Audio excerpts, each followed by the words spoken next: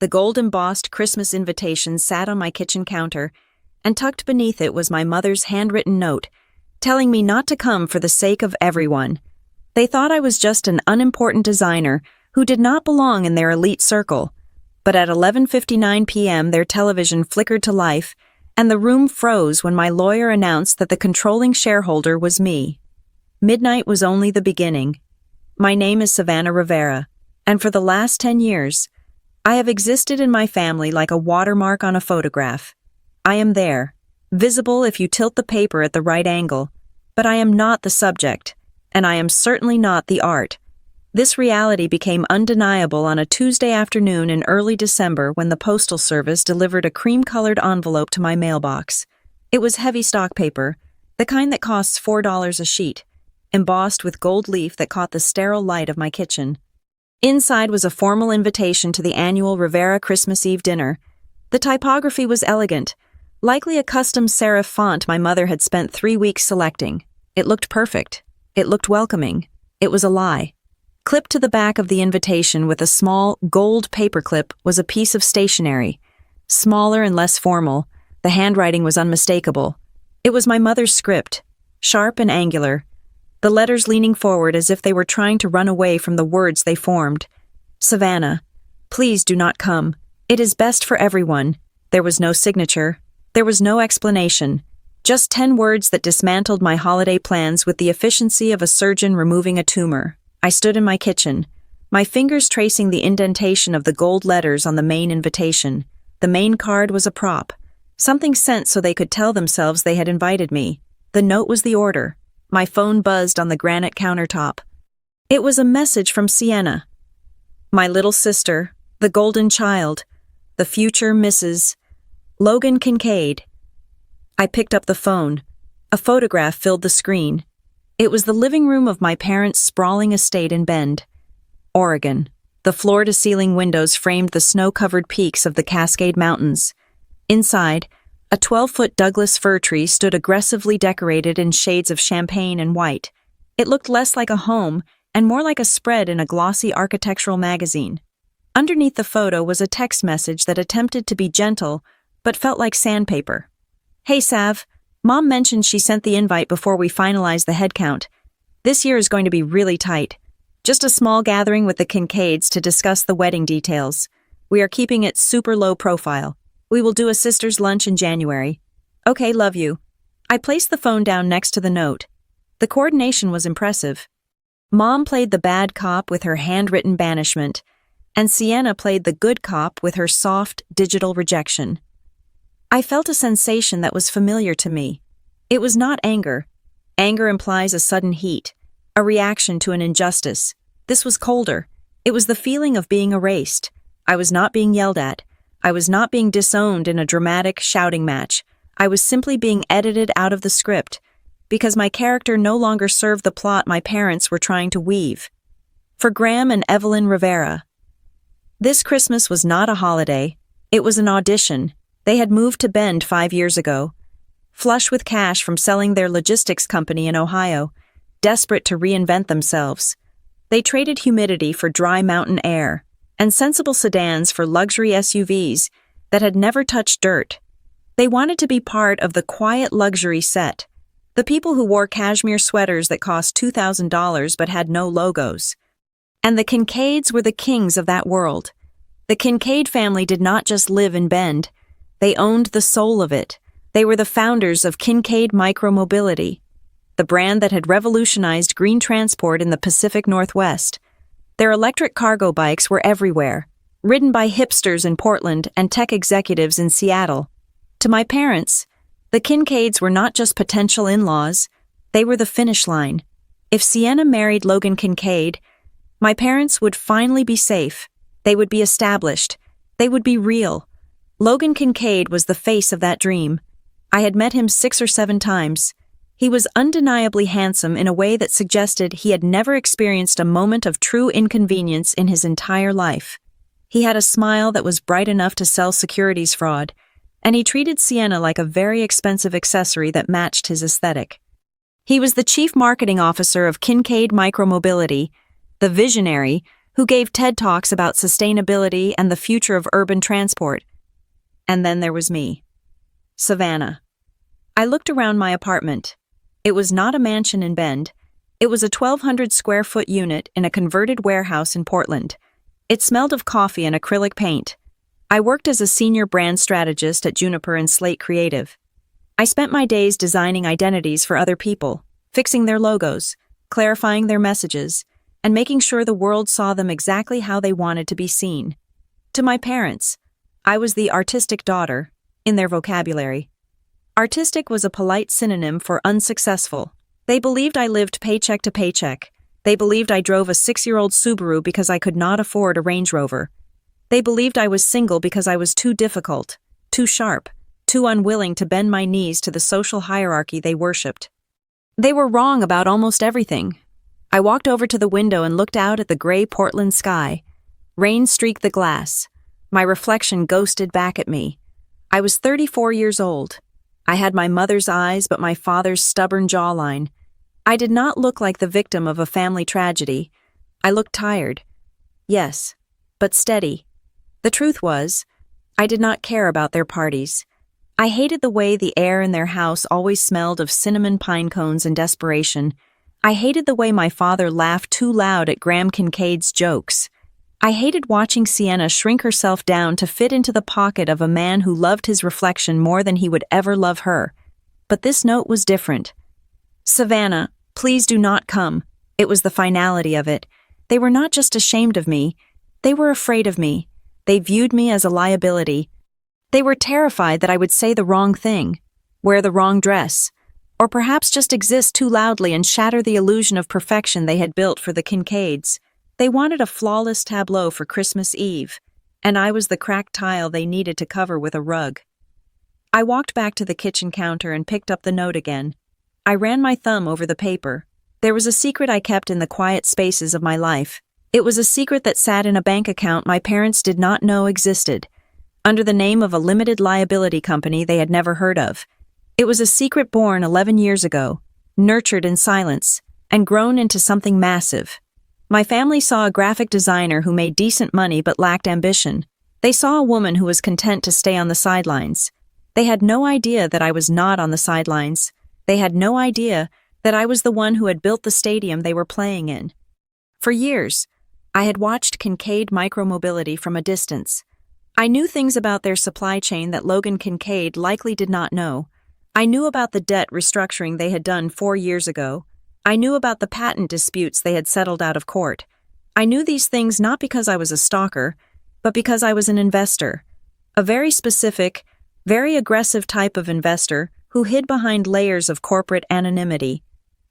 I had spent the last decade buying.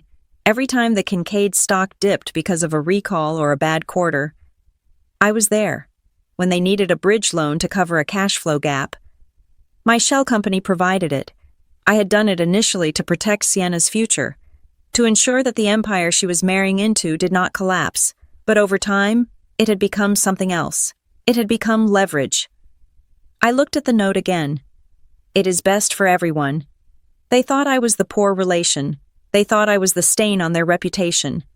They did not know that the only reason the lights were on in the Kincaid headquarters was because I had paid the bill. I opened the drawer of my kitchen island.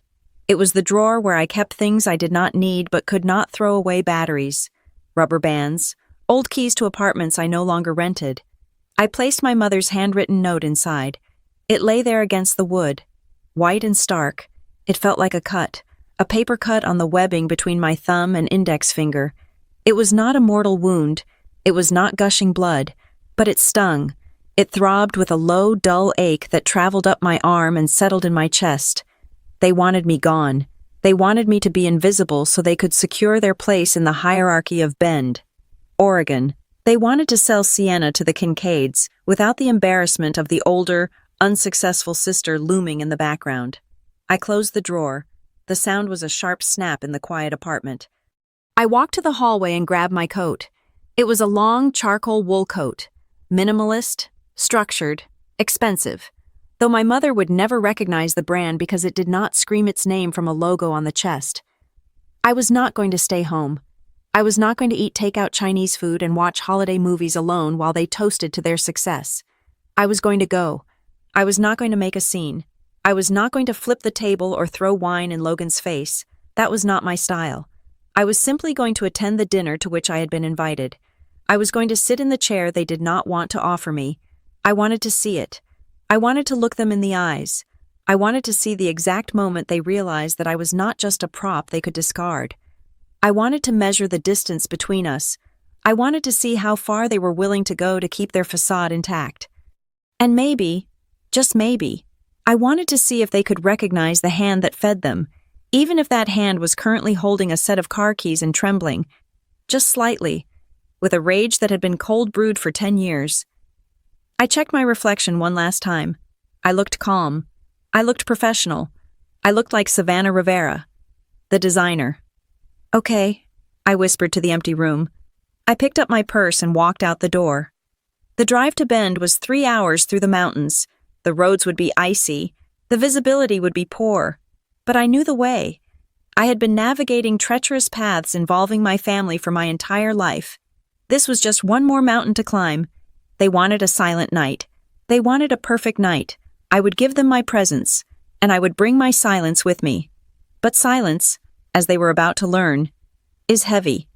And sometimes, when you drop it in a room full of glass, it shatters everything. The road beneath my tires was slick with a fresh layer of freezing rain, forcing me to drive well below the speed limit. The rhythmic thumping of the windshield wipers acted like a metronome, ticking backward through time. To understand why the note in my pocket burned with such a specific, ironic heat, one has to understand the money, not the family money my parents pretended to have, or the old money the Kincaids actually had, but the money nobody knew existed. It began 11 years ago. I was 23 years old, fresh out of design school, and working a junior position that barely paid my rent. That was the year my grandmother passed away. She was the only person in my family who saw me clearly, and in her will, she left me a modest inheritance.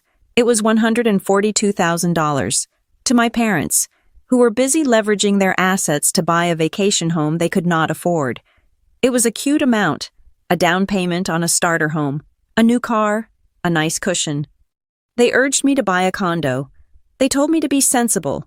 Instead, I did something that would have terrified them. I rented a tiny studio apartment, ate instant noodles, and I started reading financial prospectuses with the same obsession I applied to typography. I was looking for something broken that deserved to be fixed. That was when I found Kincaid Micromobility. Back then, the Kincaid name did not carry the weight of royalty in Bend. They were a messy, ambitious startup that had expanded too aggressively into the Seattle market. They had a beautiful product, an electric cargo bike with a frame geometry that was years ahead of the competition, but their supply chain was a disaster. They were bleeding cash. They were drowning in debt to battery suppliers in South Korea. The financial blogs were already writing their obituary, calling them a classic case of rich kids playing manufacturing. I sat in my studio apartment at 2 a.m, illuminated by the blue glow of my laptop, and I read their filings. I read the footnotes that everyone else skipped. I looked at their patent portfolio. Specifically, I looked at a patent for a regenerative braking integration system that was wildly undervalued. The market saw a company that could not pay its bills. I saw a company that owned a piece of intellectual property that would become the industry standard within 5 years. The core was good. The management was terrible. I knew that if I bought shares under my own name, my father would find out. He would sniff out the money. Or worse, he would mock me for throwing my inheritance into a sinking ship. So I created a shield. I filed the paperwork for a limited liability company in Delaware. I named it Hawthorne Meridian LLC. It sounded boring. It sounded institutional. It sounded like a hedge fund run by gray men in gray suits, not a 23-year-old graphic designer in Portland. I started buying. I did not buy all at once. I was a sniper. I waited for the bad news. When Kincaid announced a recall on their handlebars, the stock plummeted to $3.15 a share. I bought 10,000 shares. When they missed their quarterly earnings target by 40%, the price dropped to nearly $2. I poured the rest of my inheritance in. My friends were buying furniture and going on trips to Europe. I was buying a failing bicycle company. For the first 3 years, it was terrifying. There were months where Kincaid Micromobility teetered on the edge of insolvency. I remember a Tuesday in November, 8 years ago, when they were unable to make payroll. The stock was essentially worthless. I could have lost everything, but I believed in the math. I scraped together every dollar I had saved from my design job, my bonuses, my freelance checks, and Hawthorne Meridian LLC participated in a private placement, a quiet injection of capital that kept the lights on at the Kincaid headquarters. Nobody knew it was me. To the Kincaid Board of Directors, Hawthorne Meridian was just a silent partner, a mysterious entity that believed in their long-term vision when the banks had turned their backs. Slowly, the tide turned. The market caught up to the technology. The e-bike boom hit the United States, and suddenly, Kincaid was not just a bike company. They were a lifestyle brand. The stock went from $2 to $20, then $50, then $100. I did not sell. I knew the ceiling was higher. By the time Sienna started dating Logan Kincaid 2 years ago, the landscape had shifted entirely. I remember the first time she brought him to dinner. They sat across from me at a trendy restaurant in the Pearl District. Logan was charming, talking about the company's incredible growth and their resilience in the face of market challenges. He spoke with the confidence of a man who had steered the ship through the storm. He had no idea he was sitting across from the lighthouse keeper. I sat there, sipping my water, listening to him explain the company's valuation to my father. My father was practically drooling, doing mental math on Logan's net worth. "We have some very loyal institutional investors," Logan had said that night, looking proud. "They have stuck with us since the dark days." I had to bite the inside of my cheek to keep from laughing. I was the institutional investor. Me, the sister in the corner, wearing a thrifted sweater. At that point, I owned roughly 30% of the voting shares through Hawthorne Meridian and various derivative instruments. I could have spoken up right then. I could have dropped the bomb during the appetizer course. "Actually, Logan, I am the reason you still have a job." But I stayed silent. I stayed silent for Sienna. She was so happy. She looked at Logan like he was the sun, and she looked at the Kincaid family like they were gods. If I had revealed myself, the dynamic would have shattered. My parents would have pivoted instantly. They would have stopped fawning over Logan and started pressuring me. They would have demanded I use my leverage to get my father a seat on the board. They would have asked for money, for cars, for a house in the hills. They would have turned my strategic investment into their personal piggy bank. Worse, they would have hated me for it. They needed me to be the failure so they could feel successful. If I was the winner, their entire worldview would collapse. So I played the role. I continued to drive my old Subaru. I continued to live in my rented apartment.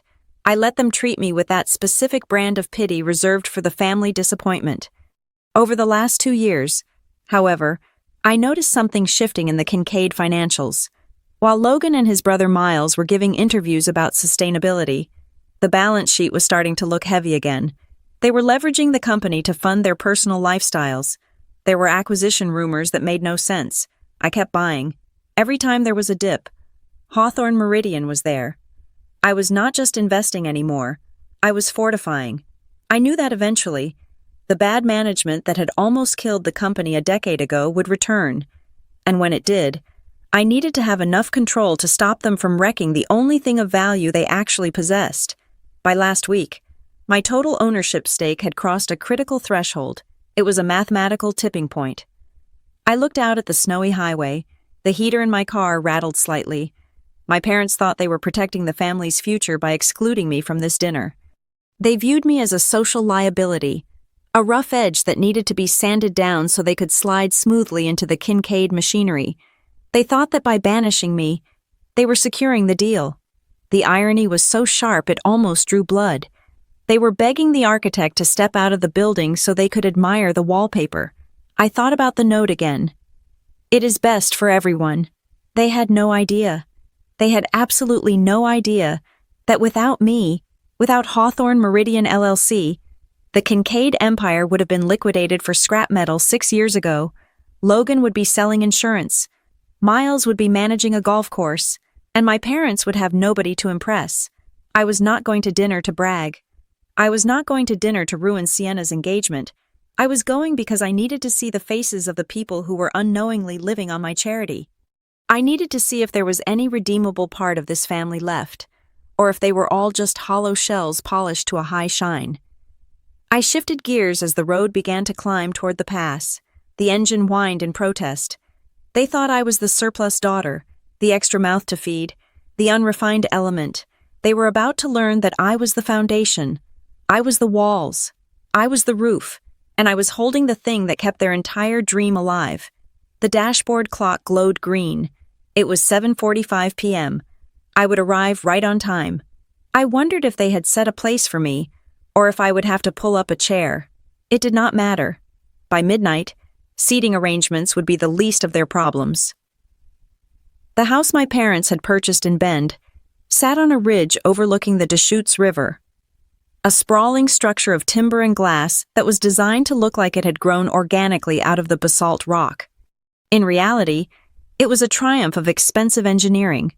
As I turned my car onto the long, winding driveway, the property glowed against the dark winter sky. It was not the chaotic, multicolored warmth of the Christmas lights from my childhood in Ohio. This was a curated display. Thousands of tiny white LED bulbs wrapped around the aspens and ponderosa pines, spaced with mathematical precision. It looked less like a family home and more like a high-end wellness retreat or the lobby of a boutique hotel in Zurich. The driveway was already crowded. It was a showroom of European all-wheel drive engineering. There were 2 Range Rovers, one black and one a slate gray that probably cost extra. There was a Porsche Cayenne and a massive Mercedes G-Wagon that looked like it had never encountered a muddy puddle in its life. The vehicles were parked in a herringbone pattern, suggesting a valet had been hired, though I saw no one attending the lot. I drove my 6-year-old Subaru past the parade of six-figure steel. I did not attempt to squeeze into the main parking area. I knew the rules without having to be told. I drove past the garage bays and parked down by the retaining wall, near the trash enclosures. It was darker there, hidden from the front door's line of sight. I cut the engine. The silence of the high desert pressed in against the windows. I checked my reflection in the rearview mirror. I had chosen a black silk blouse and wide-leg trousers. It was elegant, professional, and severe. It was armor. I took a breath, holding the cold air in my lungs for a count of 4, and then stepped out into the snow. The air smelled of wood smoke and money.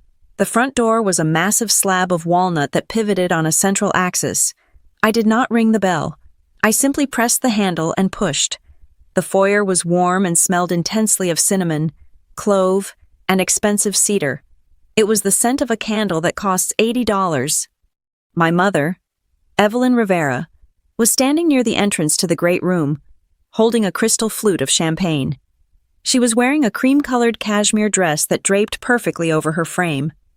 The kind of outfit that declared she did not do housework, did not cook, and certainly did not stress. She turned as the draft from the door hit her. Her professional hostess smile was already in place, beaming and bright, ready to greet a Kincaid. Then she saw me. The smile did not vanish, which would have been honest. Instead, it froze. The corners of her mouth twitched, caught between the reflex to be polite and the genuine horror of seeing her instructions disobeyed. She lowered the champagne glass just an inch, a subconscious defensive posture. "Oh," she said. The word was flat, landing on the marble floor like a dead bird. "You came? Merry Christmas, Mom," I said. My voice was steady. I did not move to hug her. I knew that if I stepped forward, she would stiffen, terrified I might wrinkle the cashmere or smudge her makeup. She blinked rapidly, her eyes darting toward the living room to see if anyone had noticed. I thought my note was clear. "Savannah, we discussed that this evening was delicate." "I was invited," I said, stepping fully inside and closing the door behind me. And I thought it would be rude to decline a formal invitation from my own parents. Before she could formulate a rebuttal, my father, Graham Rivera, appeared from the hallway. He looked the part of the country gentleman he was desperately trying to be: tweed jacket, open collar, a tumbler of whiskey in his hand. When he saw me, his reaction was different from Mom's. He did not look horrified. He looked annoyed. like a manager whose employee had shown up for a shift they were not scheduled for. He walked over and extended his hand. He did not open his arms. He offered me his hand, the same way he would greet a zoning inspector or a supplier he was trying to lowball. "Savannah," he said, gripping my hand firmly, "we were not expecting you." "Clearly," I said, releasing his hand. It was dry and warm. "The house looks beautiful. Dad, it is a big night," he said, his eyes already looking over my shoulder, scanning the room for the people who actually mattered. "The Kincaids are here, Miles and Logan, and their parents are arriving in 20 minutes. We need everything to be seamless. Seamless." He repeated the word as a command. "Be seamless. Be invisible. Do not exist." "I will be on my best behavior," I said. I walked past them into the great room. The space was magnificent, with 20-foot ceilings and a wall of glass facing the mountains. A fire roared in the stone hearth. A jazz playlist drifted softly from hidden speakers, instrumental, inoffensive, tasteful. Sienna was standing near the fireplace, laughing at something Logan Kincaid was saying. She looked radiant. She was wearing a shimmering silver dress that caught the firelight. She looked like the princess of the story, the girl who had done everything right. She turned and saw me. The laugh died in her throat. Her eyes widened, and for a split second, I saw panic. It was a heartbreaking look. It was not that she hated me. It was that she was terrified I was a variable she could not control. She looked at Logan, then back at me, calculating the damage I might cause. Then, the mask slipped back on. She walked over, her heels clicking on the hardwood. "Sav," she said. She leaned in and gave me a hug that involved no contact below the shoulders. It was the air kiss hug, designed to prevent physical intimacy. I am surprised to see you." "I decided to drive up," I said. "I did not want to miss it." "Right," she said, her voice climbing an octave. "Well, it is an intimate group tonight." Logan Kincaid stepped up beside her. He was wearing a navy sweater over a crisp white shirt. He looked like he had just stepped out of a catalog for luxury sailing gear. He smiled at me, and it was a genuine, easy smile. That was the thing about Logan, he was not malicious. He was just comfortable. He had been rich for so long that he did not have the anxiety my family had. He did not need to perform. "Savannah," he said, offering a hand. "Good to see you. I did not know you were making the trek." "Last-minute decision," I lied. "Glad you are here," he said. "The roads were okay." "Manageable," I said. Before we could continue, my mother swooped in. She placed a hand on Logan's arm, a gesture of possession and redirection. "Logan, darling, I need you to look at the wine selection for dinner. Graham is debating between the Pinot and the Cab, and we really value your palate." It was a clumsy extraction, but it worked. Logan apologized with a shrug and let himself be led away. My mother did not look at me as she guided him toward the kitchen. She simply removed the audience so she wouldn't have to deal with the act. I was left standing alone in the center of the room. I walked over to the bar cart, which was stocked with bottles that cost more than my weekly grocery budget. I poured myself a glass of sparkling water. I did not want alcohol. I needed to be sharp. From across the room, I felt eyes on me. I turned. Standing by the floor-to-ceiling window, away from the warmth of the fire, was Miles Kincaid. I had met Miles only twice before. He was Logan's older brother and the chief operating officer of Kincaid Micromobility. If Logan was the face, the smile, the handshake, the marketing pitch, Miles was the brain. He was darker, sharper, less classically handsome, but far more arresting. He was wearing a charcoal suit with no tie.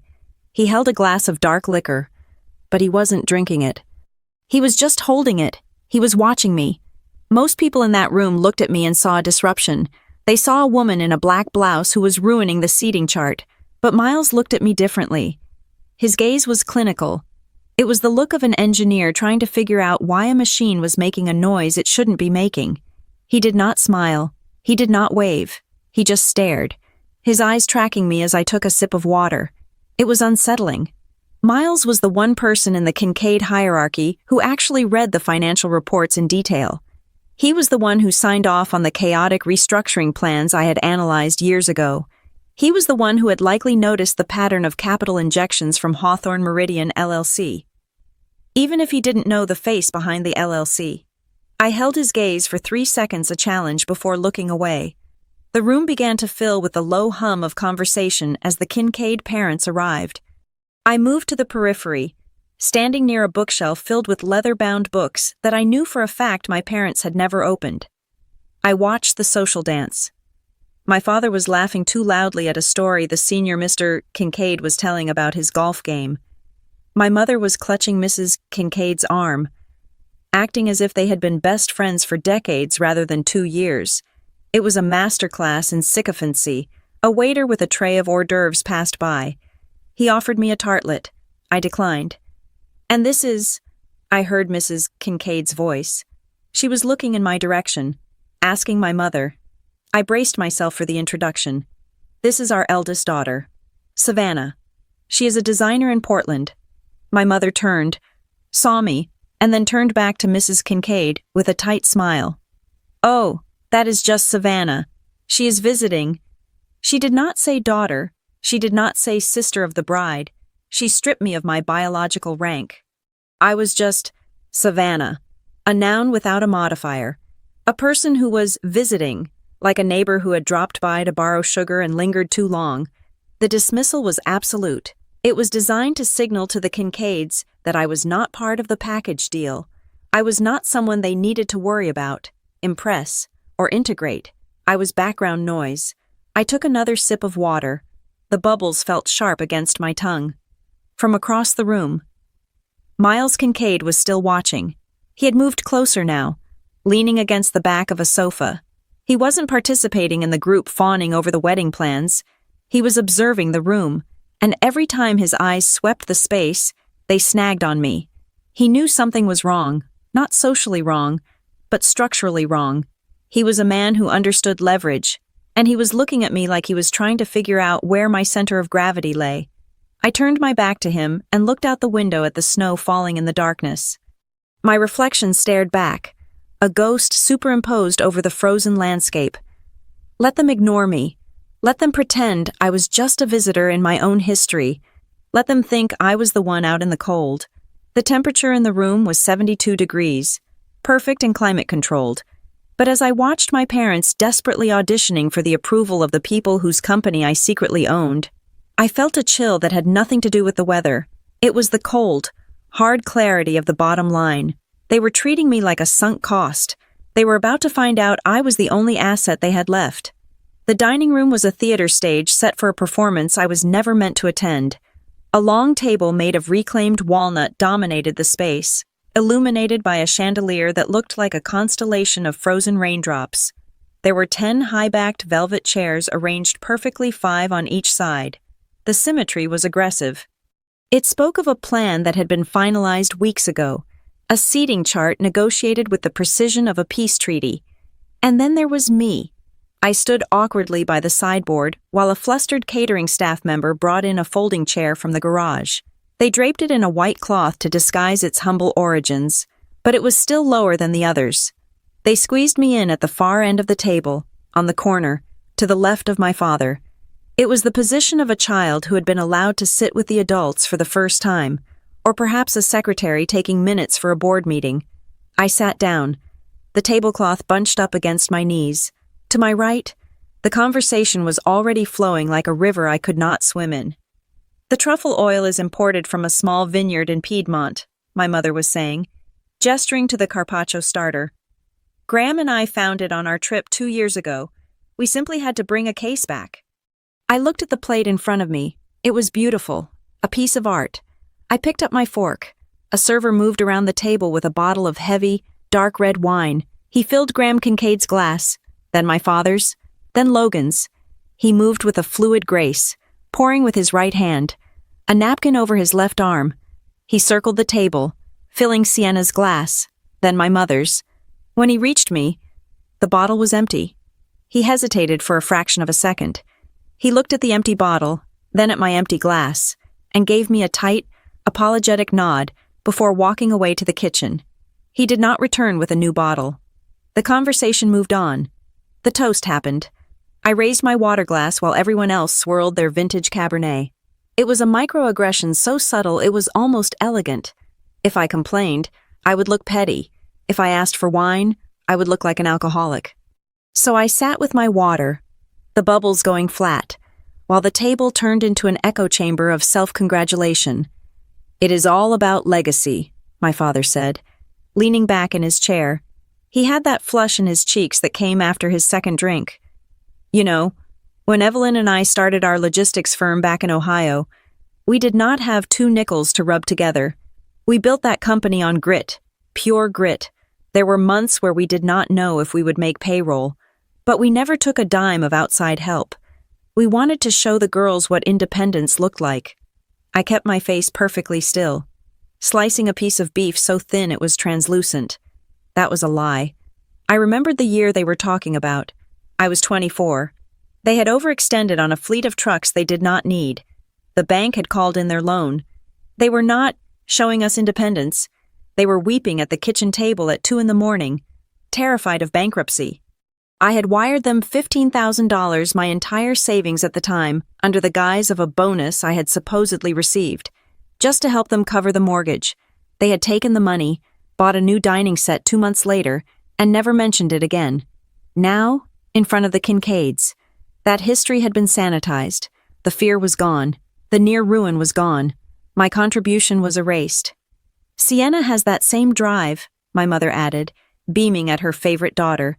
"She has always been the one to take initiative. Even as a child, she was the organizer, the leader." Sienna smiled, looking down at her lap with practiced modesty. "Oh, Mom, stop. I just liked planning parties." "No, it is true," Sienna continued, looking up at the table, her eyes sliding over me before darting away. "I think growing up, I had to be the loud one. Savannah was always well. She was in her own world, very quiet. She preferred her sketchbooks to people. We used to joke that she was the hermit of the family." I chewed slowly. The description was not technically wrong, but the context was weaponized. She was painting a picture of me as socially inept, a strange creature who did not understand the language of connection. It validated why I was sitting at the corner of the table. It told the Kincaids, "Do not worry about her. She chooses to be on the outside." "Design requires a certain level of introspection," I said. My voice was calm, but it cut through the ambient chatter. The table went quiet for a beat. It was the first time I had spoken since we sat down. Miles Kincaid, sitting diagonally across from me, turned his head. He had barely touched his food. He looked bored by his parents' conversation, but when I spoke, his interest seemed to sharpen. "That is right," Miles said. His voice was deep, lacking the polished, salesman cadence of his brother Logan. "You are in branding, correct? What are you working on right now?" It was a direct question, a lifeline, acknowledgement that I had a brain and a career. I opened my mouth to answer. I wanted to tell him about the rebranding project I was leading for a major sustainable agriculture firm in the Willamette Valley. I wanted to talk about visual hierarchy and market positioning. "Oh, Savannah does freelance work," my mother interrupted. Her voice was loud, sharp, cutting across the table like a knife. "Small projects, posters, local flyers, that sort of thing. But speaking of work, Miles, you must be so proud of what Sienna is doing with the Kincaid Foundation. She was telling me about the gala you are planning for the spring." I closed my mouth. The door had been slammed in my face. My career, a decade of hard work at a top agency, had been reduced to local flyers. It was not just an insult. It was a tactical maneuver. My mother was terrified that if I started talking about business, I might sound intelligent. I might sound competent.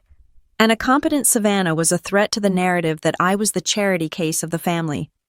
Miles did not look at Sienna. He kept his eyes on me for another long moment, his expression unreadable, before slowly turning to my mother. "The gala is a significant undertaking," Miles said, his tone flat. The conversation shifted to the charity event. Millions of dollars raised for vague causes, tax write-offs disguised as altruism. I tuned it out, focusing on the movement of the silverware, the way the light hit the crystal glasses. Then, My father cleared his throat. He was ready for his big moment. This was the part of the dinner where he proved he was not just a father-in-law, but a peer. Actually, speaking of undertakings, my father said, leaning toward the senior Mr. Kincaid. I was reading up on the distribution expansion Kincaid Micromobility is launching in the European sector, the Germany deal. It is fascinating stuff. I was looking at the projected volume. The table went silent. Business was being discussed. This was the Holy Grail. It is a game changer, Logan said, puffing out his chest. We are projecting a 40% increase in total unit volume by the third quarter of next year. The German market is hungry for our cargo models. 40%, my father repeated, nodding sagely. That is incredible. That puts you at, roughly 50,000 units a quarter. Closer to 60, Logan said, smiling. We have secured the supply chain to support it.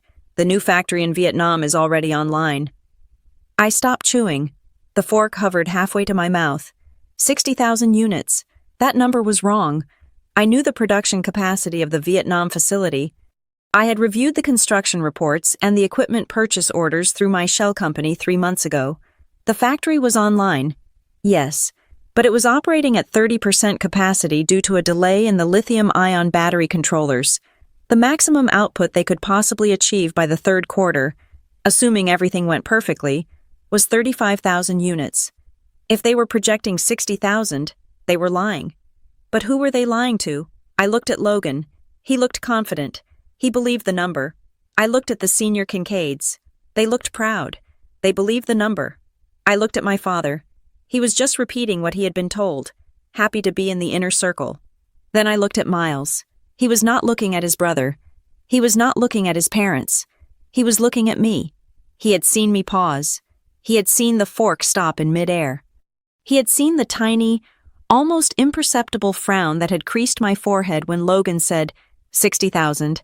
In that split second, a silent communication passed between us across the centerpiece of winter roses and pine.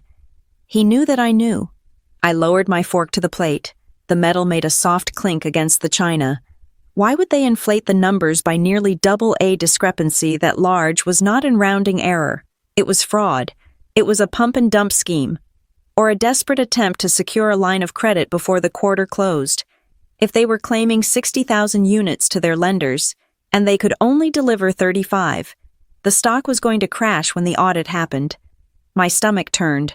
My parents were mortgaging their dignity to buy into a family that was potentially sitting on a financial time bomb.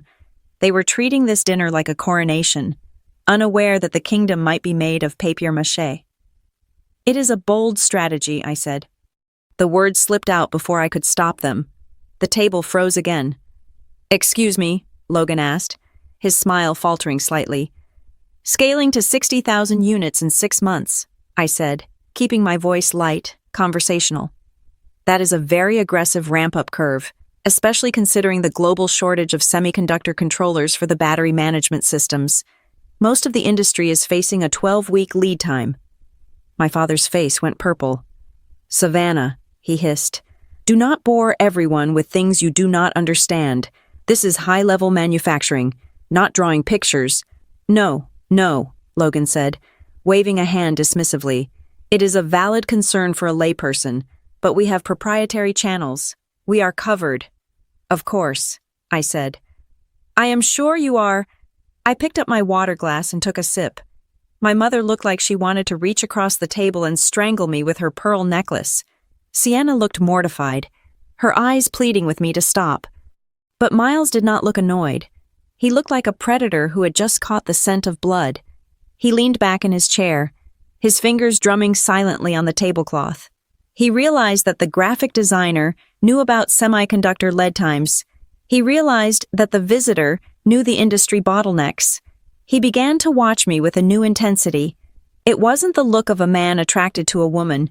It was the look of a general assessing a spy. He was wondering how much I knew. He was wondering if the anonymous shareholder who had been buying up their stock, the one he had been trying to identify for months, was sitting right there, wearing a black blouse and drinking water at the end of the table. The dinner continued. The courses came and went. The laughter resumed, loud and hollow. My parents continued to sell themselves. offering up their dignity in exchange for proximity to the Kincaid name. But the flavor of the evening had changed for me. I was no longer just the unwanted guest. I was the witness. I looked around the table. They were all eating, drinking, celebrating a future that was built on bad math. I felt a strange detachment. I was not just excluded from their conversation. I was excluded from their delusion. They were all living in a fantasy where 60,000 bikes would magically appear, where debts did not exist, where image was the only currency that mattered. I was the only one living in the real world. I placed my napkin on the table. The white cloth was stained with a single drop of red sauce, bright as a warning light. I knew then that the night was going to end in violence, not physical violence, but the violence of truth. The numbers were going to come out. The ledger was going to be balanced. And the people who had treated me like a ghost were about to realize that ghosts are the only ones who can walk through walls and see what is hidden on the other side. The remnants of the dessert course lay on the table like a battlefield of sugar and ceramic. I had eaten exactly 3 spoonfuls of the crème brûlée, the burnt sugar crunching loudly in the silence that seemed to have wrapped itself around me. The Kincaid parents were discussing their winter property in Aspen with a fervor that suggested skiing was a moral virtue rather than a hobby. Miles was still watching me from across the table, his gaze heavy and unblinking, while Logan was busy topping off everyone's wine glasses for the 4th time. Then, the signal happened. It was subtle, a synchronized movement that only a lifetime of studying Graham and Evelyn Rivera would allow one to catch. My father placed his napkin on the table and cleared his throat. My mother smoothed the fabric of her skirt and stood up. Sienna, who had been staring intently at the flame of a candle, pushed her chair back. "Savannah," my father said. His voice was too loud, too jovial. "Why do you not join us in the hallway for a moment? Your mother and I have a small Christmas surprise for you. We can leave the Kincaids to their coffee." He gestured toward the archway that led to the west wing of the house, a corridor that offered the illusion of privacy while remaining visible to the main room.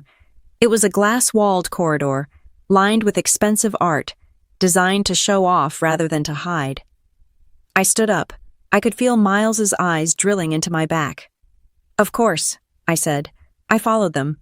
My father walked point. My mother flanked me, and Sienna trailed behind like a reluctant guard. We stopped near a console table topped with a bronze sculpture of a horse. The music from the living room was faint here, a distant jazz bass line that thumped like a slow heartbeat. My father did not waste time. He reached into the inside pocket of his tweed jacket and pulled out a blue folder. It was thick, heavy linen paper stock. The logo embossed on the front read, "Pinecrest Legal Group. We want you to know that we love you. Savannah." My mother started. Her hands were clasped in front of her chest. "We know that things have been difficult. We know you feel out of place. We want to help you." My father cut in. He tapped the folder against his open palm. "We have been thinking about your future. You are struggling. We know that. The design market is tough, and honestly, having you at these events, it creates a tension that is not good for anyone.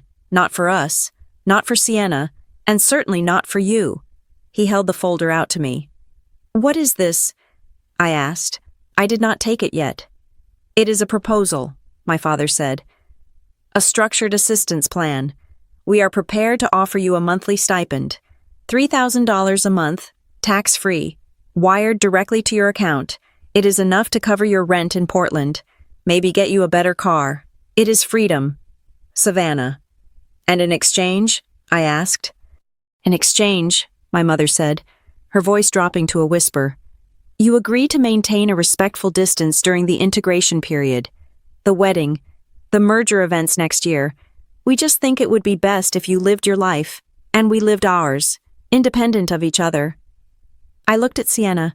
She was biting her lip, looking at the floor. She knew about this. She had signed off on this. I took the folder. "We need you to sign it tonight," my father said. His casual tone evaporated, replaced by a sudden, jagged urgency. "The lawyers want to close the books on the trust structure before the end of the fiscal year. Midnight tonight is the deadline for this quarter." "Tonight?" I raised an eyebrow. "On Christmas Eve, Pinecrest Legal Group is working late." "It is just a formality," he insisted. pulling a silver fountain pen from his pocket. "Just sign the acknowledgement page. We can sort out the routing numbers later." I opened the folder. The document inside was titled Family Asset and Liability Restructuring Agreement. I began to read. I did not skim. I read with the eyes of a woman who had spent the last decade dissecting merger agreements and hostile takeover bids. "Savannah, honey, you do not need to read the whole thing now," my mother said, her voice trembling slightly. "It is standard language, just boilerplate." "I always read the boilerplate, Mom," I said without looking up. The first 2 pages were exactly what they said, a non-disclosure agreement and a contract for the monthly payments. It was insulting. They were essentially offering to pay me off to stop embarrassing them. $3,000 a month was the price of my absence. But then I turned to page 4. The formatting changed slightly. The font was smaller. Paragraph 4. Subsection B. The beneficiary. Savannah Rivera agrees to assume the position of guarantor for the outstanding liabilities of Rivera Kincaid Holdings, specifically the bridge loan facility dated October 14th, secured against the diversified assets listed in Schedule A. I stopped. I read it again. Rivera Kincaid Holdings. That was a shell company my father had likely set up to hold his investment in the wedding or the merger. And the bridge loan. I flipped to Schedule A at the back of the packet. The loan amount was not listed, but the collateral was. The collateral was future earnings and intellectual property rights. My mind raced, connecting the dots with cold, terrifying precision. My father had bought into the Kincaid hype.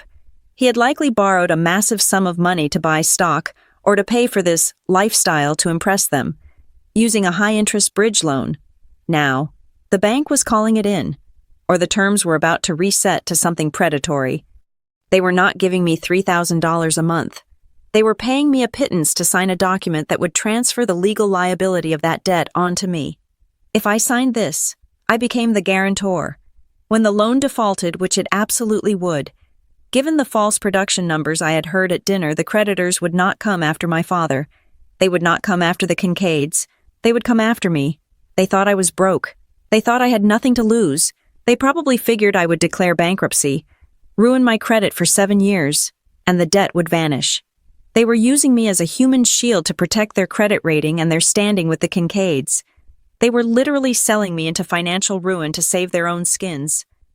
My heart hammered against my ribs, but my hands remained perfectly steady.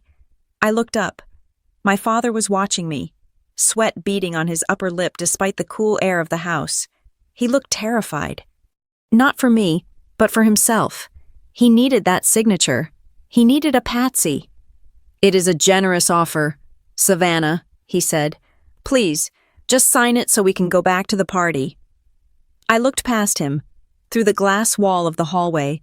Miles Kincaid was standing near the entrance to the living room. He was not drinking. He was leaning against the door frame, his arms crossed. He was looking directly at us. He could not hear the words, but he saw the folder. He saw the pen, and he was smiling. It was a small, tight smile, a smile of recognition. He knew what was in that folder. Suddenly, the picture became even clearer. Miles was the one who had engineered this. He must have pressured my father about the buy-in money. He must have suggested that my father secure his position. Miles knew the company was shaky. He wanted to insulate himself. He had likely guided my father to this solution. Get the sister to sign. She is a nobody. If the ship goes down, let her drown in the debt. Miles thought he was playing chess against a pigeon. He thought he was watching the final move of a game he had already won. I looked back at my family.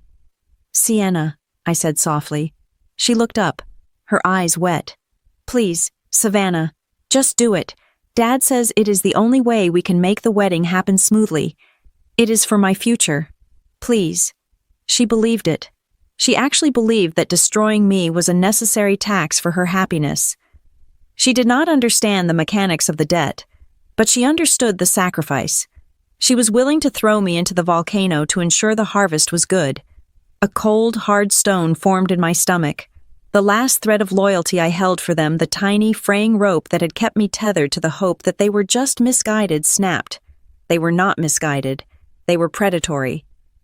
I closed the blue folder. The sound was soft, like a book being shut in a library. I did not scream.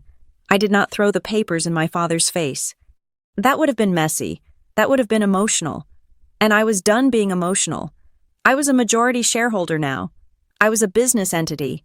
I handed the folder back to my father. I need to have my own counsel review the indemnification clauses, I said. My voice was light, almost bored. Standard procedure. Counsel. My father laughed, a nervous barking sound. Savannah, you do not have a lawyer. You do not need one. This is family. I always have a lawyer for contracts regarding liability transfer, I said. I forced a small, thin smile onto my face. It felt tight. I will let you know. My father's face went pale. Savannah, the deadline is tonight. If you do not sign this. Then I guess we missed the deadline, I said. I turned away from them. I did not wait for their permission to leave the hallway. I walked back toward the living room, my heels clicking on the marble floor. I passed Miles Kincaid. He straightened up as I approached. The smile was still there, arrogant and assured. He thought I was walking away in defeat. He thought I was just delaying the inevitable. Everything okay? He asked as I passed him. His voice was low, intimate. You look a little pale. I stopped. I turned to face him. We were inches apart. I could smell his expensive cologne, something musky and sharp. I am fine. Miles, I said. Just reviewing some investment opportunities. His smile faltered for a fraction of a second. The word investment hit him wrong. Is that so? He said. Yes, I said. You have to be careful where you put your signature these days. You never know who is holding the debt. I held his gaze until he blinked. Then, I walked past him, back into the warmth of the party. I checked my watch. It was 11:45 at night. 15 minutes to midnight. 15 minutes until Christmas. I reached into my clutch and touched the cool metal of my phone. I had a message drafted to Elliot Crane, my attorney. I did not need to send it yet. I had something better planned. My parents were still in the hallway, huddled together, likely panicking.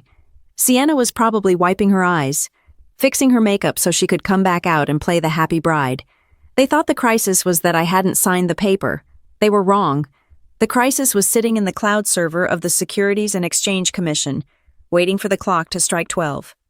I walked over to the fireplace and warmed my hands. I felt calm.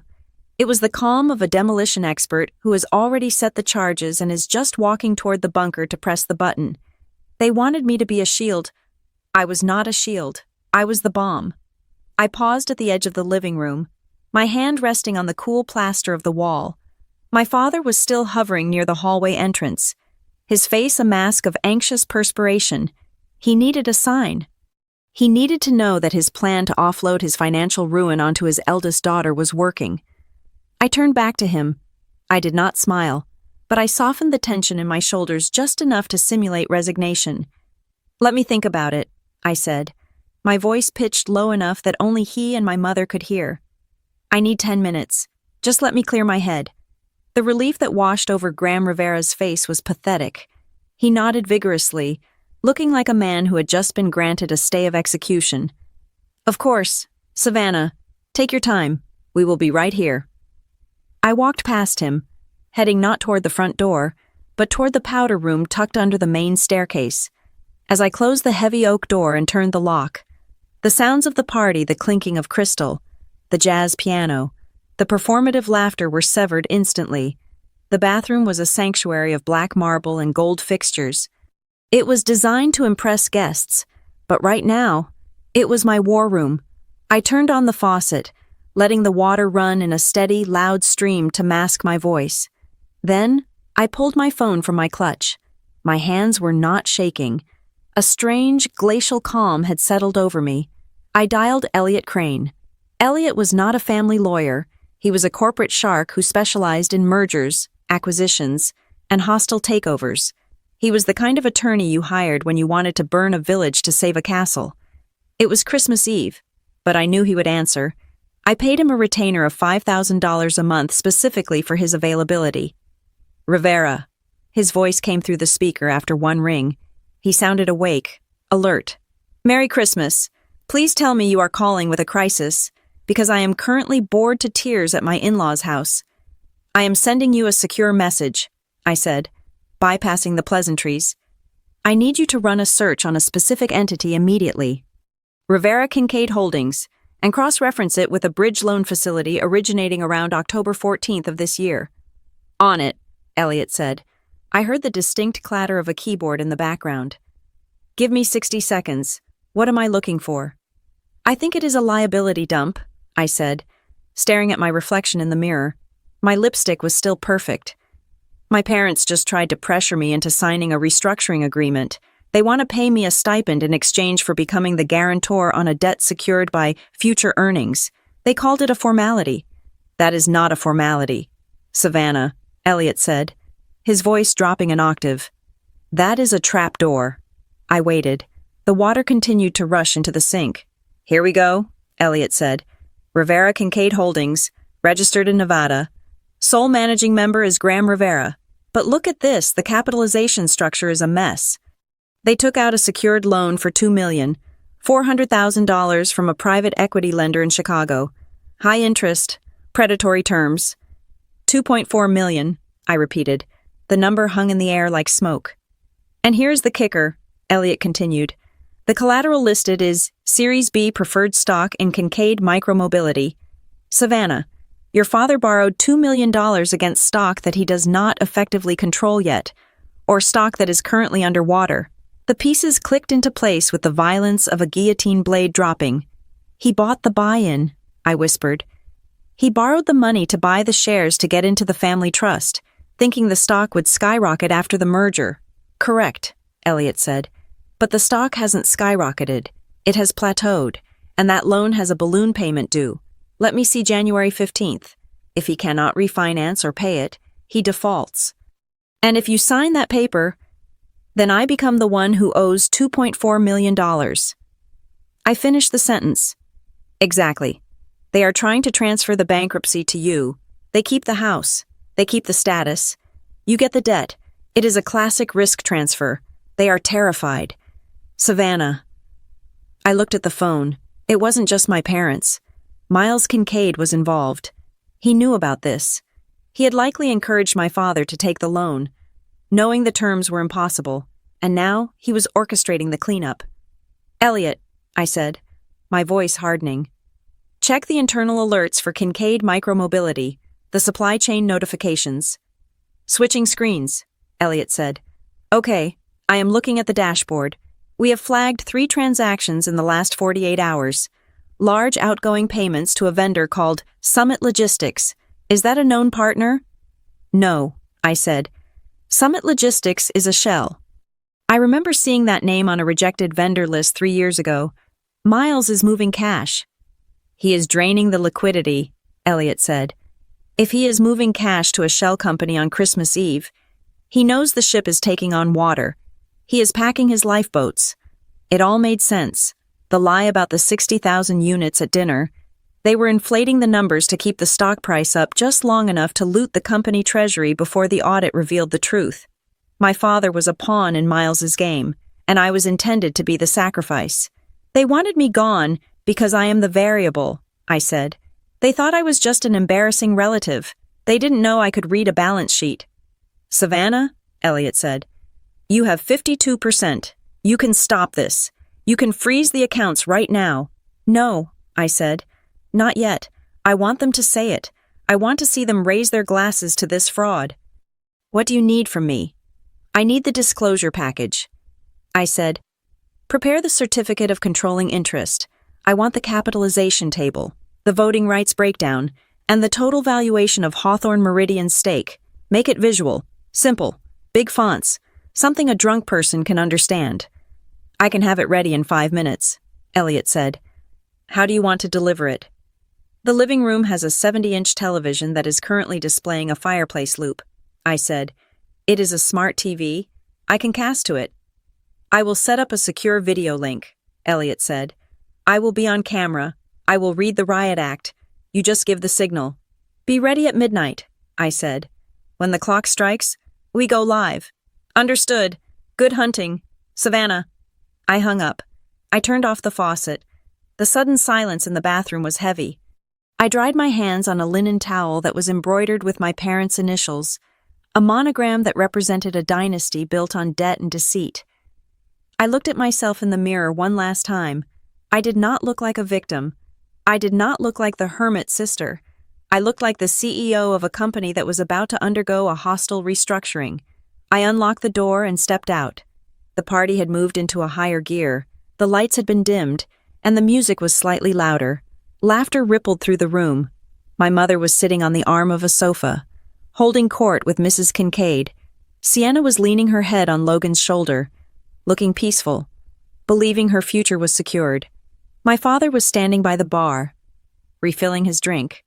When he saw me emerge, his eyes snapped to my hands. He was looking for the blue folder. I didn't have it. I walked over to the nearest empty armchair, a velvet wingback chair positioned perfectly in the center of the room's visual field, and sat down. I crossed my legs. I smoothed my skirt. My father hurried over, leaning down so his face was close to my ear. "Savannah, the folder, did you sign it?" "I left it in the bathroom," I lied smoothly. "I need to wash my hands of it, but do not worry. Dad, I have made a decision," he exhaled, the smell of whiskey strong on his breath. "Good. Good girl. We can grab it later. Just try to blend in until midnight, okay?" "I will be invisible," I said. He patted my shoulder a heavy, patronizing tap and walked away, confident that he had won. He went straight to Miles Kincaid. I watched them exchange a nod. Miles smirked. It was a victory lap before the race was over. I sat there, a statue in black silk, watching the minutes tick away on the mantel clock. 11:50. The catering staff began to circulate with trays of champagne. This was the special bottle, a vintage Dom Perignon that cost $300 a bottle. They poured a glass for everyone. When the waiter came to me, he hesitated again. "Pour it," I said. My voice was soft but absolute. He poured the wine. The bubbles rose in a frantic golden rush. 11:55. The room began to quiet down. The anticipation of the midnight toast was building. This was the tradition. At midnight, they would toast the union of the Rivera and Kincaid families. They would toast the merger. They would toast the future. I pulled my phone out and placed it on my lap. Face up, the screen displayed a single button, connected device, living room TV. 11:58. Graham Rivera stepped into the center of the room. He held his glass high. The firelight caught the crystal, making it sparkle. He looked like a king. He looked like a man who had successfully sold his daughter to save his castle. "Family," my father began, his voice booming with false emotion.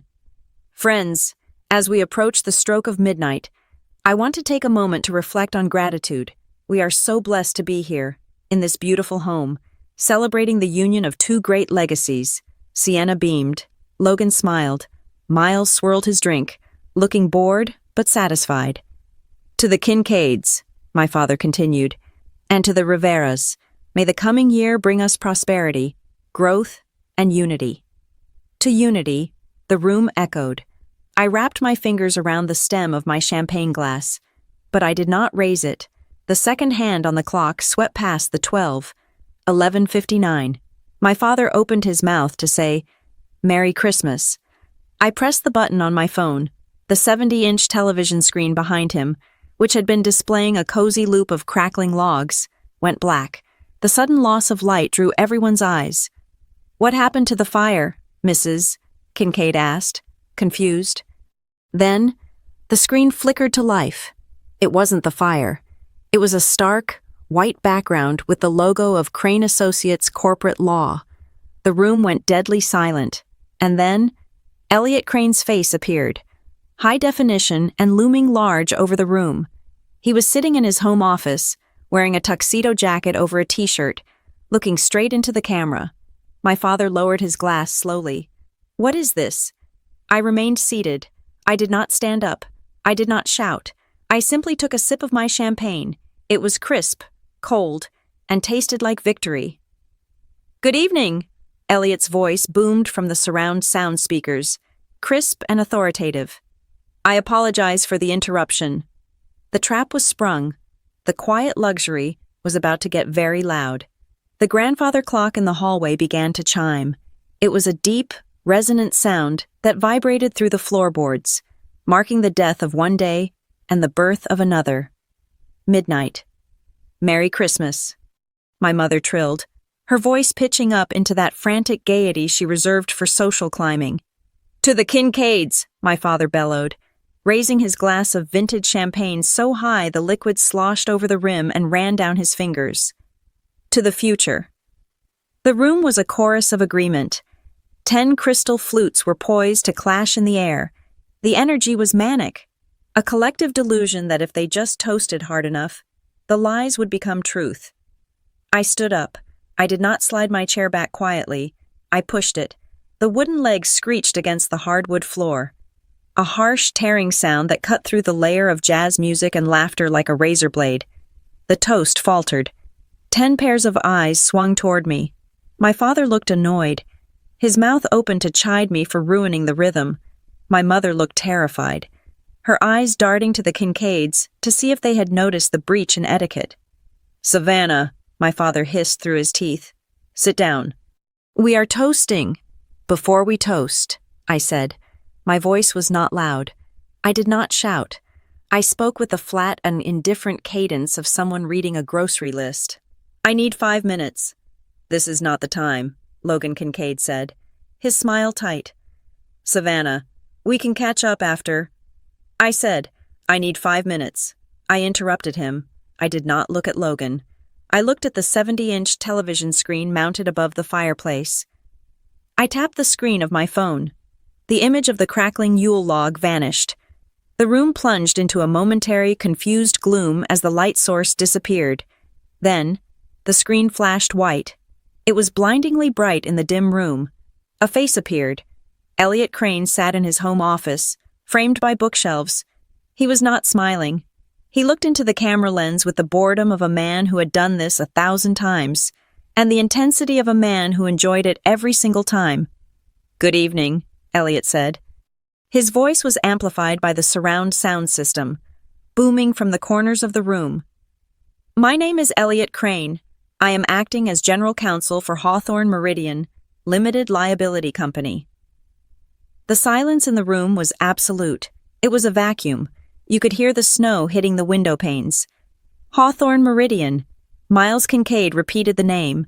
It was a whisper, but it carried. He stepped forward, his eyes narrowing. He knew that name. He had been fighting that name for 3 years. "Pursuant to the shareholder bylaws of Kincaid Micromobility," Elliot continued, ignoring the interruption. "And following the close of the automated trading execution at 11:59 p.m. Pacific Standard Time, I am here to formally notify the board of a change in control." My father's hand began to tremble. The champagne in his glass rippled. He looked at the screen, then at Miles, then at me. He did not understand. He thought this was a prank. He thought this was some sort of televised news report. "As of 60 seconds ago," Elliot said, "Hawthorne Meridian LLC has exercised its convertible warrants and executed a block purchase of all outstanding Class B voting shares." A graphic appeared on the screen next to Elliot's head. It was a pie chart. It was simple. It was brutal. One massive slice of the pie was colored a deep, aggressive crimson. "The current ownership stake of Hawthorne Meridian LLC in Kincaid Micromobility is now 52.1%, Elliot stated. The number hung in the air. 52.1%, majority, control, ownership. "This is impossible," Logan said.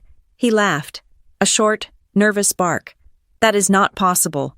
We have safeguards. We have—" "You had debt," Elliot corrected him calmly. "And you had a liquidity crisis that you tried to solve by selling equity derivatives to anonymous buyers. Those buyers were us." The screen changed again. It was a document. A standard incorporation filing for the state of Delaware. "Who is Hawthorne Meridian?" Mrs. Kincaid asked. Her voice was shrill. "Who are these people, Graham? Do you know about this?" My father was frozen. He was staring at the screen. He was staring at the line Elliot had just highlighted in yellow. Managing member and sole beneficiary Savannah Rivera. The name was 10 feet wide. It loomed over the room like a billboard. Savannah Rivera. The sound of shattering glass broke the spell. My father's fingers had gone numb. The crystal flute slipped from his grasp and hit the hardwood floor. It did not just break. It exploded. Shards of glass flew across the Persian rug. The expensive vintage champagne pooled around his polished dress shoes like a puddle of golden blood. He did not look down. He did not move to clean it up. He stared at me. His mouth hung open, slack and trembling. His face had drained of all color, leaving him looking gray and old. "Savannah," my mother whispered. She brought a hand to her chest, clutching her pearls as if they were the only thing holding her ribcage together. "What have you done?" Sienna backed away from me. She looked at me with wide, fearful eyes, as if I had just peeled off a mask to reveal a monster underneath. She bumped into the sofa and nearly lost her balance. "You," she stammered. "You own the company." I did not answer them. I looked at Miles. He was the only one who wasn't panicking. He was the only one who wasn't asking stupid questions. He was standing perfectly still, his glass of whiskey held steady in his hand. He was looking at the screen, and then he slowly turned his head to look at me. His expression was complex. There was anger, yes, there was shock, but underneath it, there was a dark, grudging recognition. He realized the game he had been playing. He realized he had been sitting across the board from a grandmaster while he thought he was playing solitaire. "Hawthorne," Miles said softly.